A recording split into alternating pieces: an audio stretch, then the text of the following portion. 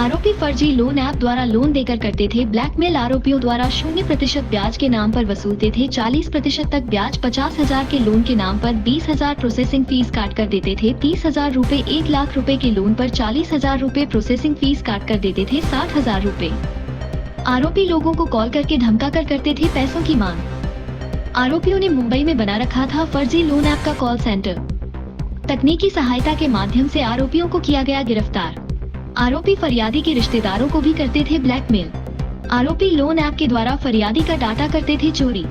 आरोपी लोन लेते समय फरियादी की लाइव फोटो से बनाते थे न्यूड फोटो और करते थे ब्लैकमेल। आरोपियों ने फरियादी से 50,000 के लोन पर वसूल किए 14 लाख रुपए। फरियादी मानसिक रूप से प्रताड़ित होकर करते थे आत्महत्या का प्रयास। भोपाल से कैमरामैन यासीन के साथ दानिश खान की रिपोर्ट। उसकी तस्दीक होना बाकी है। मतलब जहां तक मुझे लगता है ये भी वैसे ही फर्जी अकाउंट हैं, गरीब तबके के लोगों के नाम पर खोले गए अकाउंट्स होते हैं। अभी चूंकि वहां तक टीम गई नहीं है, वो अकाउंट्स किसके नाम पर हैं, वो ऑपरेटर वही है जिसके नाम पर अकाउंट है, ये चीज़ होना तस्दीक होना बाकी है। तो उसको आगे अभी इन्वेस्टिगेशन में टैकल किया जाएगा। फिलहाल अपने पास 3 आरोपी आ चुके हैं, इनसे भी पूछताछ जारी है। इनकी पीआर ली गई थी, उसमें जो तथ्य इनके मेमो में निकले हैं हम लोग आगे उस पर इन्वेस्टिगेशन कर रहे हैं।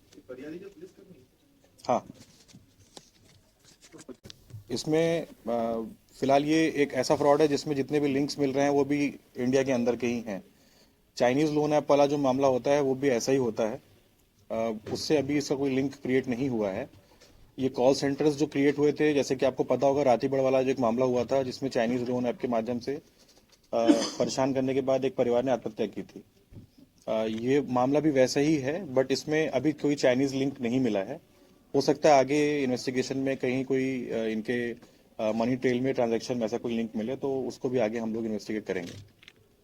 हम लोग यूजुअली जब ऐसा कोई मनी ट्रेल मिलता है जिसमें देश के बाहर पैसा जाता है तो हम लोग हायर एजेंसीज को इन्फॉर्म कर देते हैं, क्योंकि वो जुरिसडिक्शनल इशू आते हैं उसमें। 99% केसेस में ये पैसा क्रिप्टो करेंसी के माध्यम से ही जाता है, तो वो अभी उसका कोई अपने पास लिंक क्रिएट नहीं हुआ है। आगे के इन्वेस्टिगेशन में देखते हैं इसमें क्या मिलता है। नहीं, और भी मिलेंगे इसमें, अभी और भी आरोपी मिलेंगे। फिलहाल प्राइमरीली हमने 3 लोगों को गिरफ्तार किया है जिनके नंबर, कॉल सेंटर के नंबर, उनकी लोकेशन, उनके वहां पर होने की टाइमिंग को हमने फरियादी की जो वो थी एप्लीकेशन उससे मैच कराया है। तो ये 3 आरोपी तो पकड़े गए हैं, आगे और देखते हैं इसमें किसको किसको पकड़ सकते हैं। इसमें ज़्यादातर इस तरह के मामलों में ये देखने को मिलता है कि जो पैसे वसूलने वाला सिस्टम है वो अलग है, और जो फ़ोन कॉल करा के उनको परेशान करता है, जो उनको धमकाता है, जो उनके करीबियों को, उनके कलीग्स को, उनके सीनियर्स को ऑफिस में फ़ोन करके अनर्गल बातें करता है, वो अलग सिस्टम होता है। अभी फ़िलहाल हमने जो जिन लोगों ने फ़ोन कॉल करके इसको धमकाया था, इससे गाली गलौज की थी, और भी तमाम तरह के लोगों को जो उनकी डिटेल्स में हमें प्राप्त हुए थे उनको भी परेशान किया था फ़ोन कॉल करके, हमने इसमें इन तीनों को गिरफ्तार कर लिया है। जो बाकी मनी ट्रेल का वो है सिस्टम है, उसमें अभी हमें इन्वेस्टिगेशन चल रही है, क्योंकि उसमें बहुत ही ज़्यादा संख्या में अकाउंट्स प्राप्त हुए हैं जिनमें ये पैसे गए हैं।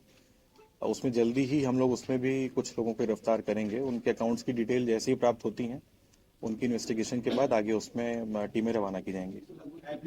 कुछ दिन पहले एक ये शिकायत आई थी जिसमें एक फरियादी ने बताया था कि एक ऑनलाइन लोन ऐप के माध्यम से उसने कुछ लोन लिया था, और जिसके रीपेमेंट में उसने काफ़ी बड़ा अमाउंट पेमेंट करने के बाद भी उसको बार बार अलग अलग नंबरों से धमकियां आ रही हैं, उसको परेशान किया जा रहा है, उसकी फ़ोटो उसको मॉर्फ किया जा रहा है। इस संबंध में एक क्राइम ब्रांच में इन्वेस्टिगेशन शुरू हुई, और हमारी टीम ने इसमें मुंबई से 3 आरोपियों को पकड़ा है।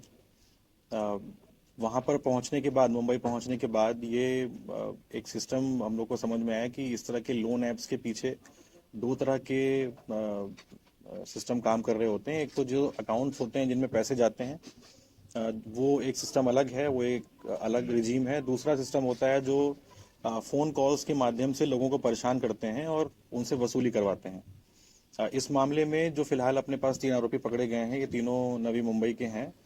वहाँ पर ये लोग फरियादी को फ़ोन करके परेशान करने के नाम पर जो नंबर प्राप्त हुआ था उसमें गिरफ्तार किए गए हैं। इसके अलावा जो पैसे ट्रांसफर हुए हैं उनमें अभी फिलहाल अपनी इन्वेस्टिगेशन में करीब 486 ट्रांजैक्शंस ऐसे हैं जो कि फरियादी ने रीपे किए हैं। वो बहुत सारे अलग अलग अकाउंट्स में पैसे गए हुए हैं जिनकी इन्वेस्टिगेशन में थोड़ा टाइम लगेगा। तो मनी ट्रेल को हम लोग अलग से फॉलो कर रहे हैं कि वो पैसे करीब 14 लाख रुपए जो हैं वो कहाँ गए हैं, किन अकाउंट्स में गए हैं और उन अकाउंट से और कहाँ कहाँ उस पैसे को ट्रांसफ़र किया गया है। ये जो 3 आरोपी पकड़े गए हैं ये कॉल सेंटर के माध्यम से जो अ, इस तरह के लोन ऐप में लोन लेने वालों को धमकाते थे और उनकी फोटोज़ को मॉर्फ करवा के उसके बदले ब्लैकमेल करके उनसे अधिक से अधिक पैसे वसूलते थे।